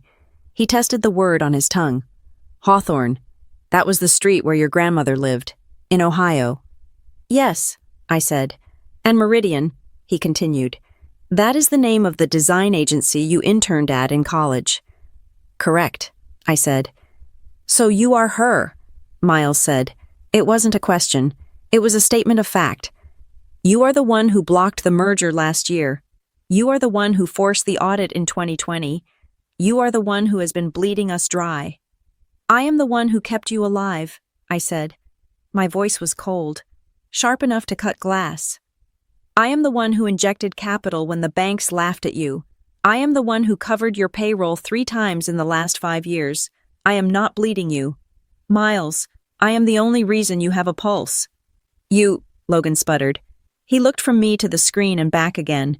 He looked like a child who had been told Santa Claus was actually a tax auditor. "But you are a designer. You drive a Subaru. You live in an apartment." "I like my apartment," I said. "And I like my Subaru. It is paid for. Unlike this house, unlike your car, unlike your entire company." My father finally found his voice. It was a strangled, wet sound. "Savannah, this is a misunderstanding. You cannot possibly 52%, that is millions of dollars. Where did you get that kind of money?" "I earned it," I said, "and I invested it. While you were busy trying to buy your way into this room, I was buying the room itself." On the screen, Elliot Crane cleared his throat. "Ms. Rivera, the transfer is codified. The board notification has been sent via secure courier to all directors. As of this moment, you have the authority to call an emergency session." "Thank you, Elliot," I said. "You can disconnect." "Understood. Merry Christmas." The screen went black. The darkness felt heavier now. The silence was not empty. It was filled with the wreckage of their egos. My mother took a step toward me. Her hands were shaking. She put on a smile, a terrified, grotesque imitation of her hostess face. "Savannah, darling, listen, this is a lot to take in. But we are family. We can discuss this. We can sit down and—" "No," I said. "We cannot." "But the wedding," Sienna cried out. Her voice cracked. "Savannah, please. My wedding. Logan and I, this changes everything." "It changes nothing about your love for him, does it?" I asked. "Unless your marriage was contingent on the stock price." Sienna flinched as if I had slapped her. "How could you?" my father roared suddenly. The shock was turning into rage. He stepped over the broken glass, ignoring the crunch under his shoes. "We invited you here. We welcomed you, and you ambush us on Christmas. You ungrateful." "Ungrateful." I laughed. It was a dry, humorless sound. "You invited me here to sign a liability waiver. Dad, you invited me here to take the fall for a $2 million debt you cannot pay. You invited me here to be your garbage disposal." My father stopped. His face went white again. He knew I knew. "I did not sign your folder," I said. "And I am not going to pay your debt. That loan is personal to you. But the company is mine, and I am going to run it the way it should have been run 10 years ago, without the fraud, without the inflated numbers, and without the parasites." I looked at Miles. "Expect the audit team on Tuesday, 8 in the morning. Have the books ready. The real books." Miles did not blink. He raised his glass to me in a mock salute. "Well played, Savannah." I turned away from them. I walked to the coat rack near the door. My movements were precise. I put on my charcoal wool coat. I buttoned it. I wrapped my scarf around my neck. "Savannah, wait," my mother pleaded. She was crying now, real tears of panic. "Where are you going? You cannot just leave. We have guests. We are a family." I opened the heavy walnut door. The cold night air rushed in, carrying the clean, biting scent of snow and pine. It smelled like freedom. I turned back one last time. They were a tableau of ruin. My father standing in a puddle of champagne, defeated. My mother weeping for her lost status. Sienna looking at a future that had just evaporated, and the Kincaids, the Golden family, realized they were now employees of the woman they had ignored for 2 hours. "I am not your family's background decoration," I said. I stepped out onto the porch. I closed the door. The sound of the latch clicking into place was the most satisfying sound I had ever heard. I walked down the long, heated driveway. The snow was falling softly, large white flakes drifting down from the black sky. The air was frigid, biting at my cheeks. But I did not feel the cold. I felt a fire burning in my chest, bright and hot. I reached my car. I looked back at the house. It glowed on the hill, a beacon of warmth and light. But I knew it was cold inside. I got into my Subaru. I started the engine. I did not look back as I drove away, leaving the tire tracks in the fresh snow as the only signature I needed to leave behind. The silence of the snowy road was a lie. Inside the cabin of my car, the air was vibrating. It was not the engine, and it was not the heater. It was my phone. I had thrown it onto the passenger seat after leaving the driveway, and for the last 20 minutes, it had been lighting up the dark interior like a strobe light in a nightclub. Buzz, flash, buzz, flash. I did not look at it. I kept my eyes on the winding road that led back down the mountain toward the center of Bend. The adrenaline that had sustained me through the midnight revelation was beginning to metabolize into a cold, hard exhaustion. My hands on the steering wheel were steady, but my mind felt like a browser with too many tabs open. I pulled into the parking lot of the Oxford Hotel. I had booked a suite there 2 days ago, anticipating that I would not be welcome or would not want to stay at my parents' house. It was another expense my parents would have called wasteful, but right now, it felt like the best investment of the year. I gathered my purse and the phone. I finally looked at the screen. 42 missed calls, 63 text messages, 12 emails. The breakdown was predictable. My mother was the volume shooter. She had called 20 times. My father was the texter, firing off short, panicked bursts. Sienna was the emailer, likely drafting long, tear-stained paragraphs on her iPhone Notes app before hitting send. I rode the elevator to the 4th floor, the phone still buzzing in my hand. I did not answer. I walked into my room, locked the door, and threw the device onto the bed. I poured myself a glass of water from the tap and sat down in the armchair by the window, watching the snow fall over the sleeping town. Only then did I pick up the phone to survey the damage. The texts from my father, Graham, were a study in the stages of grief, accelerated into minutes. "Savannah, pick up. We need to explain. It is not what it looks like. The lawyer is wrong. You are making a mistake. You are humiliating us. Call me now. The Kincaids are furious. Please, Sav, we can fix this. Just sign the waiver and we can undo the transfer." I laughed, a dry sound in the empty room. Undo the transfer. He still did not understand. He thought this was a transaction he could void with a refund receipt. He did not grasp that Hawthorne Meridian was not a glitch. It was the new reality. My mother's messages were purely emotional manipulation. "I cannot believe you did this to your sister. After everything we have done for you, you have ruined Christmas. I hope you are happy. Mrs. Kincaid is having palpitations. If anything happens to her, it is on you. I scrolled past them. They were noise. They were the desperate thrashing of people who realized their social currency had just been devalued to zero. Then, I saw a message from a number I did not have saved, but I recognized the area code. It was timestamped 12:15 in the morning. We should talk, privately, tonight. M. Miles. Of course, while my parents were hyperventilating and Sienna was crying, Miles Kincaid was already looking for the back door. He did not want to scream at me.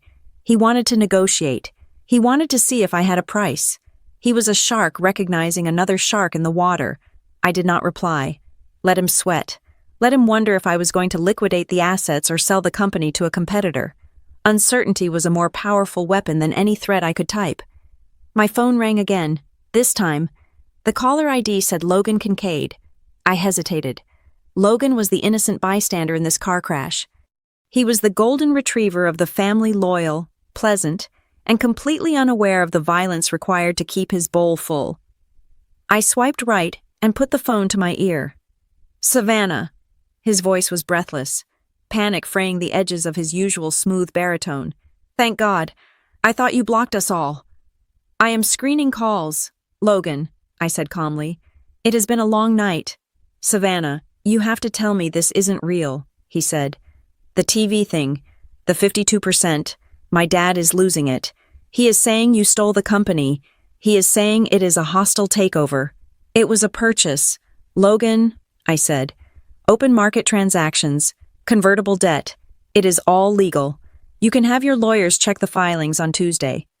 But why? He asked. Why didn't you tell me I am marrying your sister? We are family. Are we? I asked.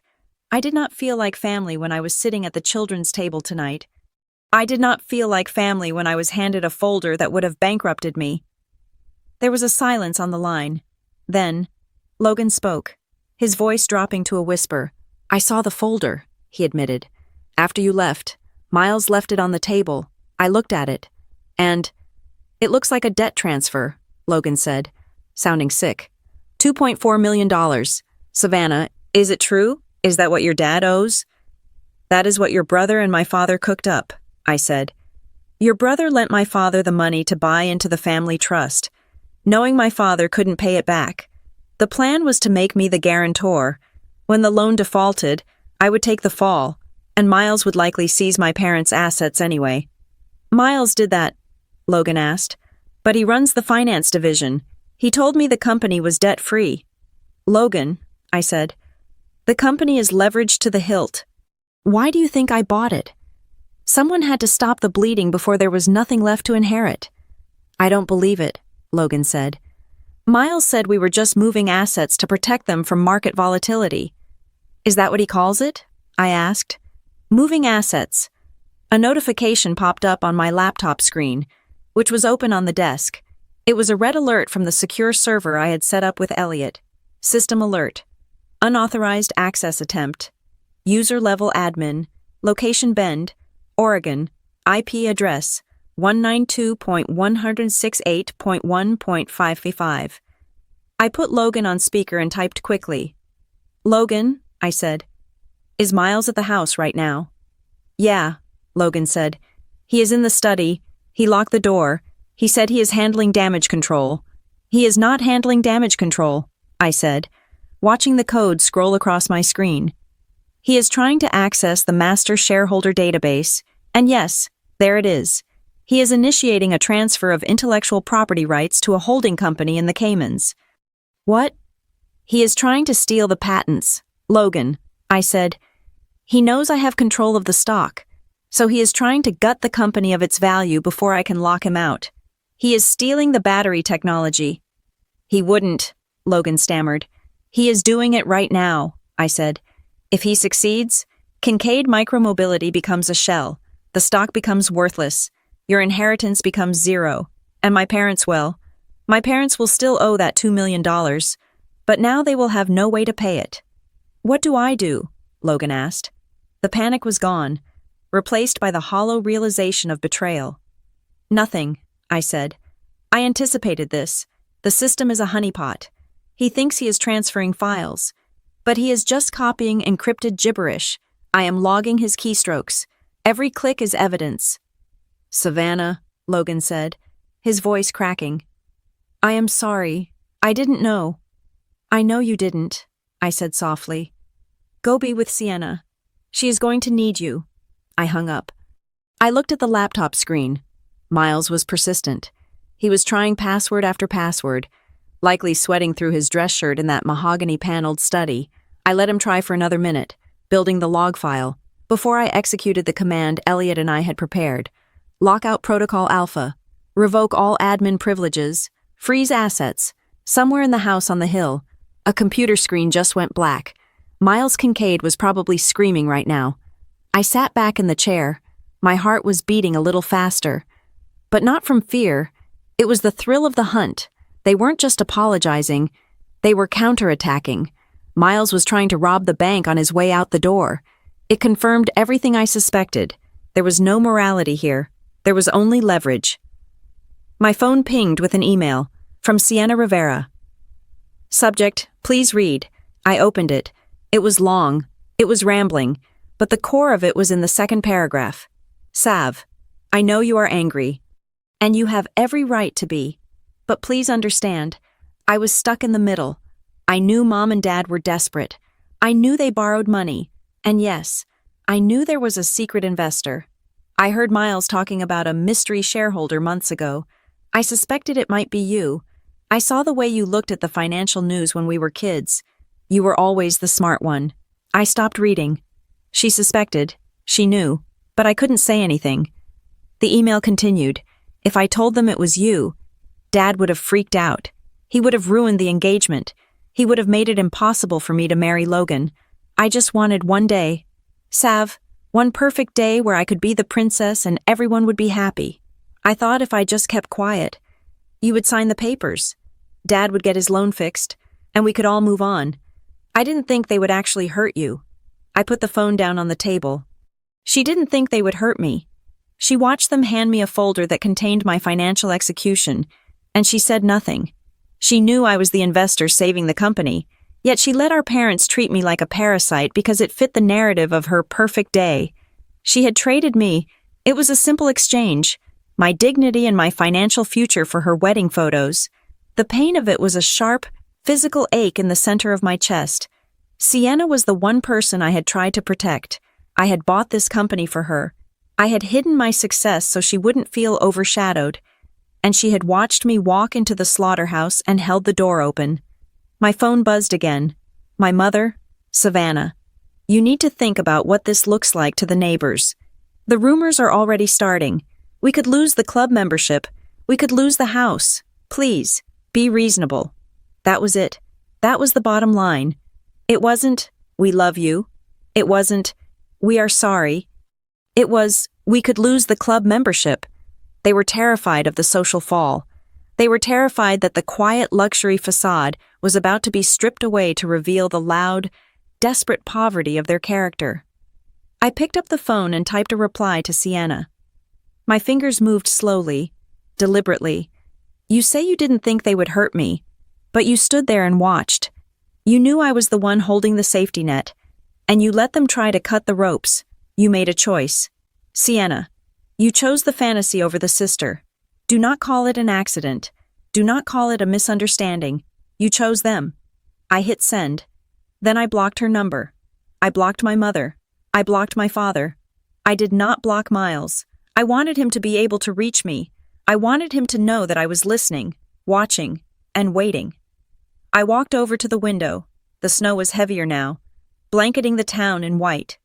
It looked peaceful, but I knew that beneath the snow, the ground was hard and frozen.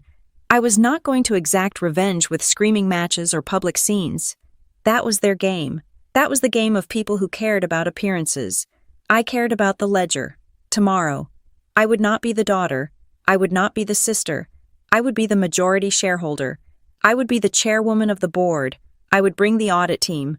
I would bring the forensic accountants. I would strip the Kincaid legacy down to the studs and expose every rot, every termite, every structural failure. And if my parents' house, their reputation, and their quiet luxury lifestyle collapsed in the process, Well, that was just the cost of doing business. I turned off the lights in the hotel room. I needed to sleep. Tomorrow was a workday. The holidays ended not with a whimper, but with a subpoena. January 2nd arrived with a sky the color of bruised iron. The festive lights in Bend were coming down, replaced by the grim gray reality of a Pacific Northwest winter. While my family had spent the week between Christmas and New Year's trying to call my bluff, leaving voicemails that ranged from tearful apologies to veiled threats about legal action, I had been busy building a fortress. I sat in a rented conference room at the Oxford Hotel, a space that smelled of lemon polish and stale coffee. Across from me, Elliot Crane was typing furiously on his laptop. We were not operating in the shadows anymore. The time for anonymous shell companies was over. "The notice has been served," Elliot said, hitting the enter key with a satisfying clack. "Extraordinary General Meeting of the Board of Directors, scheduled for tomorrow, January 3rd, at 9 in the morning. Location Kincaid Micromobility Headquarters." "Did they acknowledge receipt?" I asked. I was reviewing a stack of printouts, highlighting discrepancies in the inventory reports. "Miles's secretary confirmed it 3 minutes ago," Elliot said. "They tried to push it to next week, citing scheduling conflicts. I reminded them that under the bylaws, a majority shareholder can convene a meeting with 24 hours' notice if there is evidence of fiduciary negligence. They folded. "Good," I said. My goal for tomorrow was surgical. I did not want to burn Kincaid Micromobility to the ground. That would have been easy, but it would have been wasteful. There were 200 employees who worked in the assembly plant. There were engineers who had spent years designing the battery systems. There was a product that, beneath the layers of corporate rot, was actually revolutionary. I wanted to save the patient. To do that, I had to cut out the tumor, and the tumor was the Kincaid family and, by extension, my own parents. "We need to lock down the assets before we walk into that room," I said. "If Miles knows he's losing control, he will try to liquidate everything he can touch." "Way ahead of you," Elliot said. "I have drafted a standstill order. Once you formally take the chair tomorrow, we trigger a forensic audit. It freezes all accounts, all transfers, and all executive bonuses. But Savannah, you need to be prepared. When you freeze the money, you starve the beast. They are going to fight dirty." "They already have," I said. My phone buzzed. It was a text message. Not from my parents this time. From Miles. Lobby bar. 10 minutes. Just you and me. I have a proposal that solves everything. I showed the screen to Elliot. "He wants to settle," Elliot said. "He probably has a checkbook in his pocket." "I'm going to hear him out," I said, standing up and smoothing my blazer. "Is that wise?" "I need to know what he thinks I'm worth," I said, "and I need to see how scared he is." I went down to the lobby. The bar was empty at 2 in the afternoon, save for a few tourists drying out from the ski slopes. Miles was sitting in a corner booth. He looked rested, tanned, and impeccably dressed in a cashmere turtleneck. He did not look like a man who had been caught trying to steal intellectual property on Christmas Eve. He looked like a man who was about to close a deal. I sat down across from him. I did not order a drink. "Savannah," he said, smiling as if we were old friends meeting for a catch-up. "You look tired. Being a tycoon is exhausting work, isn't it?" "I am fine, Miles," I said. "Make your pitch. I have work to do." He leaned forward, clasping his hands on the table. "Look, let us cut the drama. You pulled off a hell of a move. I respect it. Truly. You caught us sleeping. But let us be realistic. You are a designer. You do not want to run a manufacturing company. You do not want the headaches of supply chains and labor unions and regulatory compliance." "I am a quick learner," I said. "I am sure you are," he said dismissively. "But why bother? You bought the stock to prove a point to your parents. Point proven. You won. Now, let us talk about the exit strategy." He slid a piece of paper across the table. It was a single sheet with a number written on it. "I have lined up a private equity group," Miles said. "They are willing to buy out Hawthorne Meridian's entire stake. We will pay you 20% above the current market valuation, in cash, closing in 48 hours. I looked at the number. It was staggering. It was enough money to retire on. It was enough money to buy a private island. It was 8 figures of go-away money. 20% premium, I noted. That is generous for a company that you claimed was struggling with cash flow just last week. We found some liquidity, Miles said smoothly. So, what do you say? You take the money, you go back to Portland, you live like a queen. Your parents get their dignity back. Sienna gets her wedding. Everyone wins. I looked at him. I looked deep into his eyes, searching for the tell, and I found it. It was a tiny pulse jumping in his jaw. He wasn't offering me this money because he wanted the company back. He was offering it because he was terrified of what I would find if I stayed. If I sell, I said slowly, then Hawthorne Meridian ceases to be the controlling entity. The audit I scheduled for tomorrow gets canceled. The books stay closed. We would handle the audit internally, Miles said. Standard transition. That is what I thought, I said. I slid the paper back to him. No deal. Miles's smile vanished. You are making a mistake. Savannah, you are letting your emotions drive the bus. Take the money. It is not about the money, Miles, I said. It is about the inventory reports. It is about the 60,000 units you claim to have but don't. It is about the shell companies in the Caymans. You don't have proof of anything, he snapped.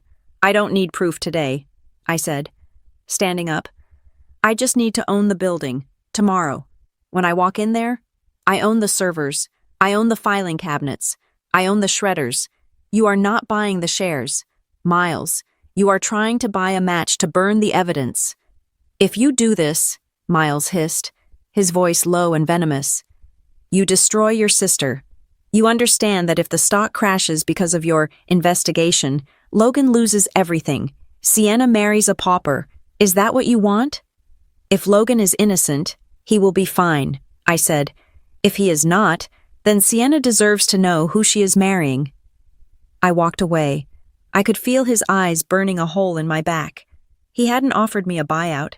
He had offered me a bribe to cover up a crime scene. I returned to the conference room. Elliot was waiting with a grim expression. You need to see this, Elliot said. I did a deeper dive into that document your parents tried to make you sign. The restructuring agreement. The debt transfer, I asked, sitting down. It wasn't just debt, Elliot said. He turned his laptop screen toward me. Look at Clause 17, subsection D. It is buried in the definition of guarantor responsibilities. I read the legal jargon. It was dense, deliberately obtuse. The guarantor agrees to assume the title of Chief Compliance Officer for the originating entity, Rivera Kincaid Holdings, retroactive to the fiscal start date of the current tax year, and accepts full legal liability for all regulatory filings and financial disclosures made during said period. I felt the blood drain from my face. Retroactive, I whispered. If you had signed that, Elliot said, his voice hard, you wouldn't just be owing the $2 million. You would have legally made yourself the officer responsible for the fraudulent loan application your father submitted. They weren't just looking for a wallet, Savannah. They were looking for a scapegoat. I sat back, staring at the ceiling. The betrayal had a new, darker texture. My father and Miles hadn't just plotted to bankrupt me. They had plotted to send me to federal prison. They knew the loan was fraudulent. They knew the bank would investigate eventually. And they had set it up so that when the agents came knocking, Graham Rivera could point to a piece of paper and say, I didn't know. My daughter was the compliance officer. She signed off on it. My parents knew. I asked, did they know what that clause meant? Your father knew, Elliot said. He had to. He signed the primary loan. He knew he lied on the application. He needed someone to pin it on. I felt a cold rage settle in my chest, heavy and permanent. Any lingering guilt I had about ruining their reputation, any tiny voice whispering that I should be the bigger person, was silenced. They had tried to frame me. Their own daughter, to save their country club membership. Burn them, I said. Tomorrow, we burn them all. My computer pinged. An email. From L. Kincaid personal subject attachment. I opened it. There was no text in the body of the email. Just a single PDF attachment. It was a scanned document. A ledger of payments authorized by Miles Kincaid over the last 18 months. Payments to consultants that didn't exist. Payments for raw materials that were never delivered. Logan. He had come through. He was terrified. Yes. He was weak. Yes. But in the end, he realized that the ship was going down, and he handed me the torpedo to make sure it hit the right target. We have the smoking gun, I told Elliot. Logan just flipped on his brother. That closes the case, Elliot said. With this, we can remove Miles for cause immediately. No golden parachute, no severance. There was a knock on the conference room door. I knew who it was before I opened it. Sienna stood there. She looked terrible. Her eyes were red-rimmed, her hair pulled back in a messy bun. She was wearing a coat that looked too big for her, as if she had shrunk in the last week. "Can I come in?" she asked. I stepped aside. She walked in, looking at Elliot, then at the piles of paper. "I just wanted to see you before tomorrow," she said. "Dad told me about the meeting. He says you are going to ruin us." "I am going to save the company," I said. "What happens to the people who stole from it is up to the law." "Savannah, please," she said, tears welling up instantly. "I don't know what is going on with the loans or the stocks. I don't understand any of it. I just know that my family is falling apart. Mom hasn't stopped crying for 3 days. Dad is scared. Sav, he is talking about losing the house." "He should be scared," I said. "He tried to frame me for fraud." "Sienna." She blinked. "What? No, he wouldn't." "He did," I said. "I have the document. If I had signed that paper on Christmas Eve, I would be the one going to jail when this all blows up. Did you know that, or did you just think it was about money?" She looked horrified. I didn't know. I swear." "It doesn't matter if you knew," I said. "You were willing to let me sign it blindly. You were willing to let me take the risk so you could have your perfect wedding." "I just wanted everyone to be happy," she cried. "Why is that a crime? Why do I have to choose? I love Logan. I love Mom and Dad. And I love you." "You cannot love everyone when one side is trying to destroy the other," I said. "That is not love, Sienna. That is cowardice." She wiped her face. "So what do you want me to do? Break up with Logan, never speak to Mom again?" "I want you to pick a side," I said. "Not my side, not their side, the side of the truth. If you walk into that boardroom tomorrow holding your fiancé's hand and pretending that nothing is wrong, then you have made your choice. But if you want to be my sister, you need to accept that what our parents did was unforgivable." She looked at me, trembling. She was a child trapped in a woman's life, waiting for someone to tell her everything would be okay. "I can't," she whispered. "I can't just abandon them." "Then you have your answer," I said. "You better go. Sienna, it is going to be a long day tomorrow." She turned and left, closing the door softly. I watched her go. It hurt. It hurt more than the money, more than the betrayal, but the incision had to be made. The rot had spread too far. "You okay?" Elliot asked gently. "I am fine," I said. I turned back to the table. "Let us finish the motion to dismiss." The morning of January 3rd broke with a blinding white glare. The snow had stopped, leaving the world crisp and frozen. I dressed in a navy blue suit, tailored and sharp. I pulled my hair back. I put on my heels. As I checked my phone in the taxi on the way to the Kincaid headquarters, I saw the headline on the local news feed. "Mystery billionaire takes control of Ben's biggest tech firm. Kincaid dynasty in crisis as hostile takeover revealed." The leak had happened. Miles had probably tipped the press, hoping to create chaos, hoping to paint me as the villainous outsider destroying a local legacy. He wanted a circus. We pulled up to the glass and steel building of Kincaid Micromobility. There were already news vans in the parking lot. Reporters were huddled near the entrance, their breath steaming in the cold air. I opened the car door. They wanted a villain fine. I would be the villain. I would be the bad guy who came in and wrecked the party. But inside that boardroom, with the door locked and the evidence on the table, I was going to be the only righteous person left standing. I walked toward the entrance, Elliot at my side. The cameras flashed. The questions were shouted. I ignored them all. I wasn't here to give interviews. I was here to give notice. The boardroom of Kincaid Micromobility was a masterpiece of intimidation architecture. Located on the top floor of the headquarters, it featured 3 walls of floor-to-ceiling glass that offered a panoramic view of the Cascades. The mountains were shrouded in a white mist, and the snow was falling harder now, turning the world outside into a blurred, silent void. Inside, however, the air was filtered, temperature-controlled, and thick with the scent of ozone and fear. I walked through the double-glass doors at exactly 9 in the morning. I did not stop at the reception desk. I did not ask for a visitor badge. I walked with the cadence of someone who owned the carpet beneath her feet. Elliot Crane walked a step behind me, carrying a leather briefcase that contained the dismantling of a dynasty. The board was already seated. There were 7 members in total, mostly older men in gray suits who had been happy to collect their director fees while looking the other way.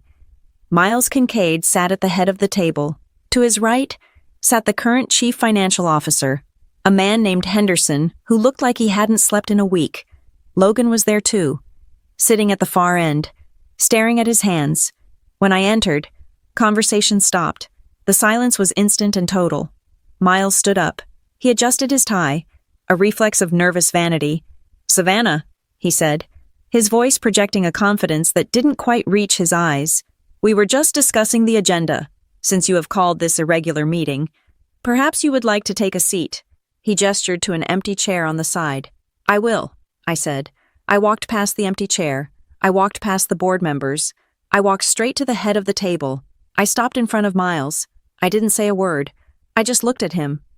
The power dynamic in the room shifted so violently it was almost palpable. The other board members shifted in their seats, looking from me to Miles.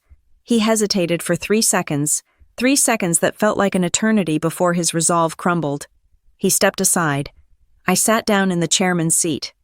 "Let the record show," Elliot said from his standing position near the wall, "that the majority shareholder is present and calling this meeting to order."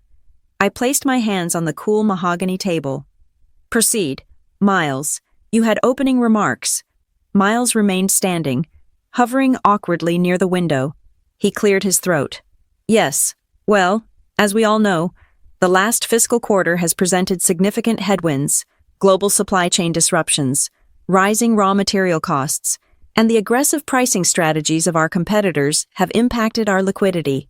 The numbers look challenging, but I want to assure the board that this is a temporary market correction. We have a strategy to pivot."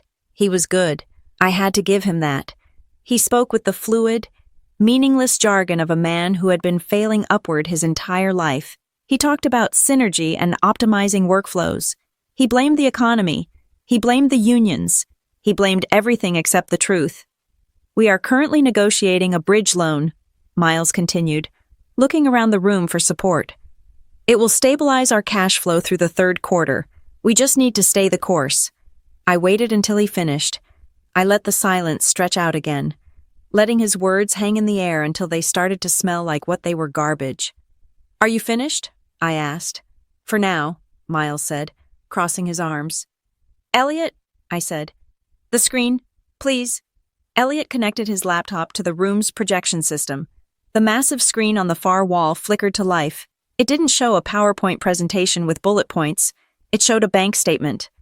"This," I said, my voice level and cold, "is a transaction record from the company's primary operating account dated December 24th, Christmas Eve." I pointed to a highlighted line. "Can you explain to the board, Miles, why $1.2 million was wired to an entity called Summit Logistics in the Cayman Islands at 11 o'clock at night on a holiday?" Miles went pale. "That was an advance payment for lithium supplies, to secure pricing." "Incorrect," I said. "Elliot, next slide." The screen changed. It showed the corporate registry for Summit Logistics. "Summit Logistics was incorporated 3 weeks ago," I said. "It has no ships. It has no warehouses.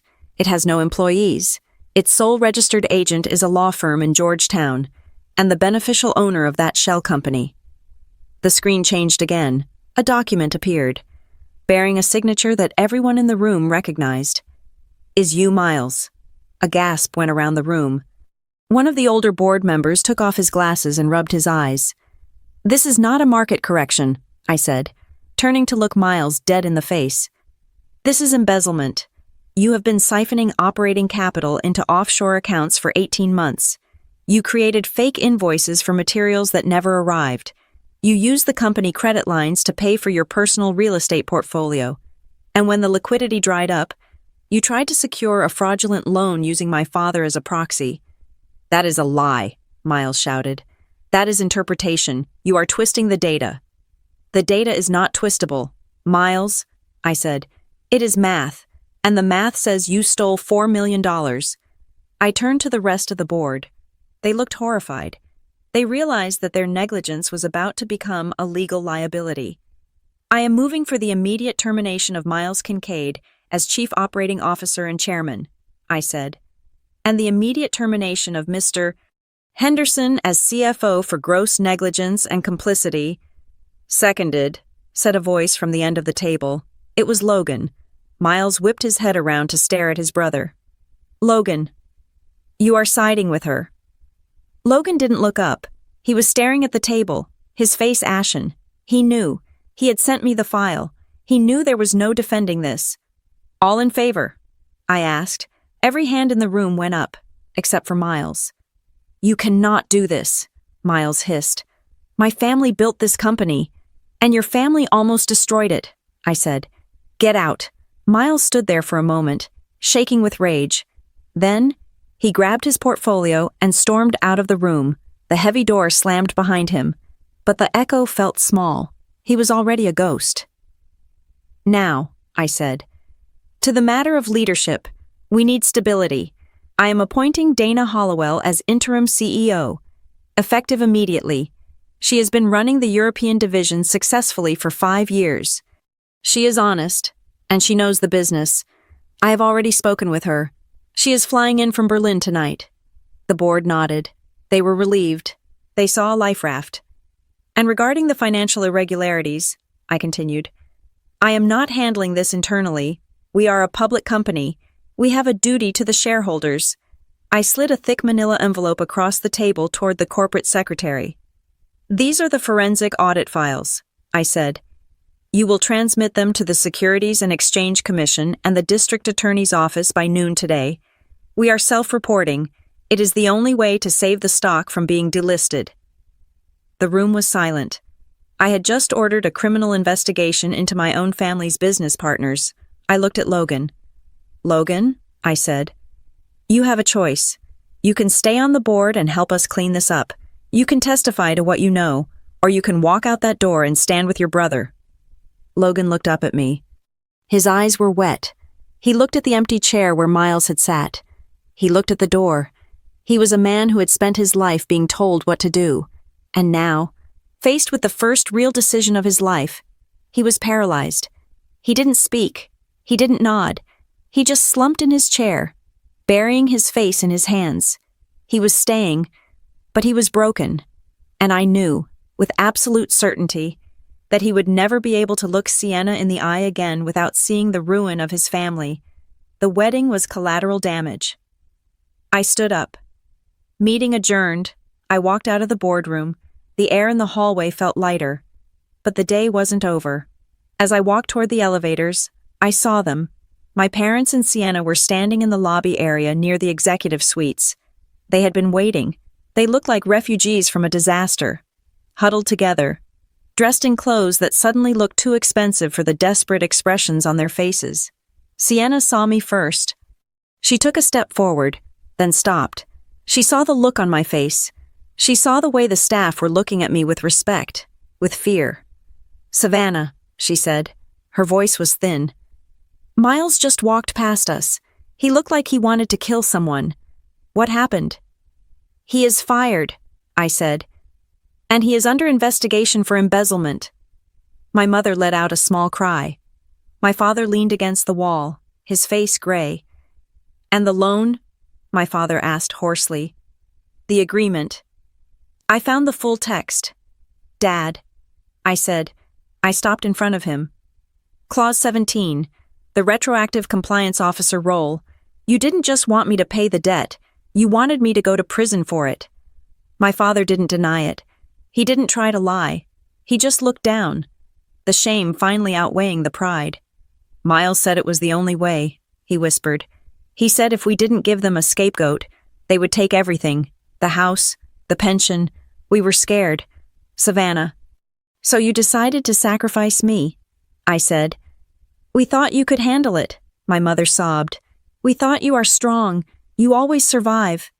I do survive, I said. But that doesn't mean I don't bleed. I looked at Sienna.